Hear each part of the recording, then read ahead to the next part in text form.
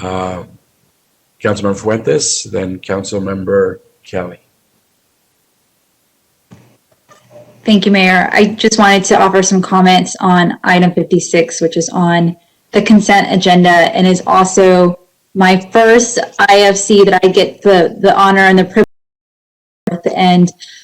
First, I want to thank our former Mayor Pro Tem and now County Attorney Delia Garza for her leadership and for blazing a trail so that someone like me can succeed her as a Latina on Austin City Council. And part of the work that I get to do is to continue her work when it comes to flood mitigation and reducing risk for our community.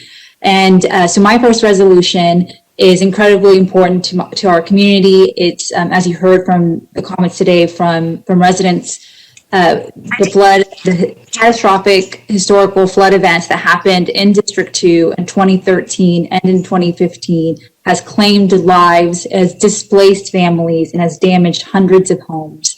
And so since then, the city of Austin has spent hundreds of thousands of dollars in the buyout program, and many of our former residents had to seek housing outside of city of Austin because of the unavailability of affordable housing options. And so we know that Central Texas is designated as flash flood alley and that we are expected to see an increase in extreme weather events. And often in my community, we talk about it's not a matter of if the next big flood happens, it's when the next big flood happens. And so this resolution is a next step, is a first step in that process, and it would conduct an assessment and report and ask staff to report back on Austin's current flood management approach. And it also develops a scope of work around building community resilience in an equitable way. I'm grateful for the co-sponsors on this item. Thank you so much for your leadership and guidance. I really appreciate that and appreciate all that we'll be doing to ensure flood protection and flood resiliency for our community. I do accept the amendment that Councilmember Natasha Harper Madison proposed. It was a bit of a last minute, so the last few hours are a bit of a hectic for me, but we were able to connect with staff and they informed me that the affordability impact study is already standard practice. It's something that staff does anytime they bring forth recommendations, so it will not impact our timeline or the intention of our resolution. So with that, I just wanted to offer a few comments on the IFC on item 56, and thank you all so much. Thank you. Yes, thank you. I want to thank Councilmember Fuentes and her co-sponsors for bringing the item related to flood mitigation. I think it's very timely, and I appreciate the opportunity to co-sponsor. I would like to add a request to the city manager that as the work proceeds with regard to both the near-term, bringing back the near-term recommendations and as well as the watershed protection strategic plan process, that our staff consider the recommendations that were made by the Flood Mitigation Task Force. There's a final report from May of 2016, and that was the task force that the community participated on after those catastrophic floods. And so a number of those recommendations have been carried out already by staff, but there are a number of other ones that I think should be examined and potentially included in the work going forward.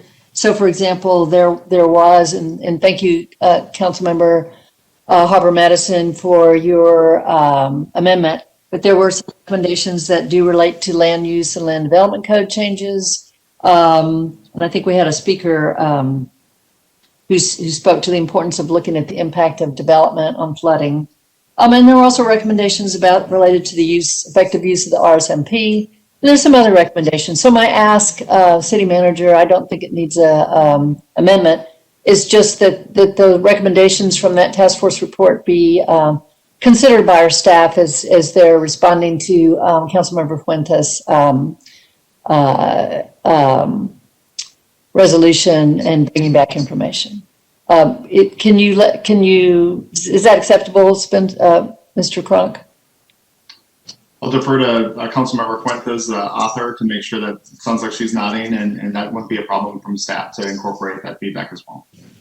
Okay, well, thank you very much. I know that, and I really appreciate the inclusion of all the watersheds in this. For District 5, our District 5 residents have experienced flooding in Upper Onion Creek, as well as Williamson Creek areas and other areas. So appreciate that very much. Thank you. Councilmember Alter. Thank you. First, I wanted to thank Councilmember Fuentes for bringing forward this IFC. I was proud to join with her. I think it builds really nicely on the work that we've done on resilience and the climate emergency. And I think it is time for us to take some additional steps. And I'm excited about the possibilities of moving forward with many of those pieces. I have several watersheds that also flood, and I think it's very important that we do this work. So thank you. I appreciate your leadership on that. And then I wanted to just make a brief comment on item 3, which is the item itself is the appointment of directors for ABLE. And I just wanted to note that this hotel is a public asset and that the decisions by ABLE create financial consequences for the city. So while I'm going to support these appointments today, it is with the understanding that I would like council to exercise its rights under the bylaws to review and approve any new or extended management agreement entered into by ABLE. So I would just make note of that for the city manager as we're moving forward. Thank you.